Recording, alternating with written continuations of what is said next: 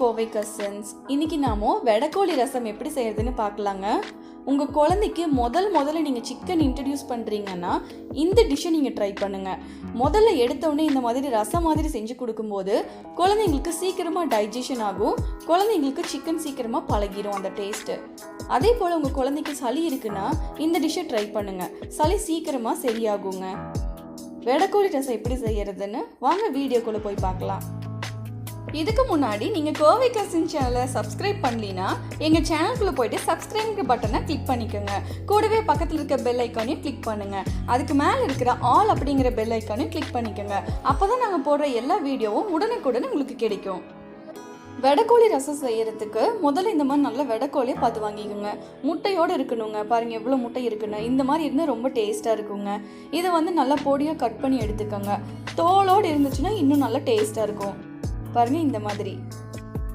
இது ஒரு குக்கரில் சேர்த்துக்கோங்க. நான் இங்கே 3/4 கிலோ அளவுக்கு சிக்கன் எடுத்து வச்சுருக்கேன். இது கூடவே 1 டேபிள் ஸ்பூன் அளவுக்கு கல்லுப்பு சேர்த்துக்கோங்க. கூடவே 1 டீஸ்பூன் அளவுக்கு மஞ்சள் தூள், 1 கொத்து கருவேப்பிலை.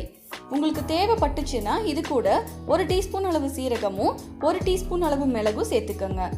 இது கூடவே நான் இங்கே 1 டம்ளர் அளவுக்கு தண்ணி சேர்த்துக்கிறேங்க. நாட்டுக்கோழியில் பிராய்லர் கோழி மாதிரி தண்ணி விடாதுங்க. அதனால உங்களுக்கு ரசம் எந்த அளவுக்கு தேவையோ அதுக்கு தகுந்த மாதிரி நீங்கள் தண்ணி சேர்த்து நீங்கள் செஞ்சுக்கலாம். எல்லாத்தையும் ஒன்றா சேர்த்துட்டு குக்கரில் ஒரு 5 விசில் விட்டு வேக வச்சு எடுத்துக்கோங்க.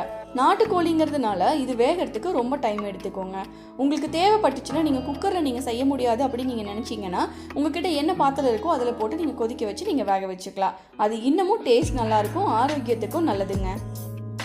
6 விசில் கழிச்சு நம்ம ஓப்பன் பண்ணி பார்த்தோம்னா சிக்கன் நல்லா வெந்து அதனுடைய சாறு எல்லாமே இறங்கிருச்சு. இப்போ இதை நம்ம வேற ஒரு பவுலில் நம்ம ட்ரான்ஸ்ஃபர் பண்ணிக்கலாங்க. இதனுடைய ரசத்தை மட்டும் நம்ம ட்ரான்ஸ்ஃபர் பண்ணிக்கலாம்.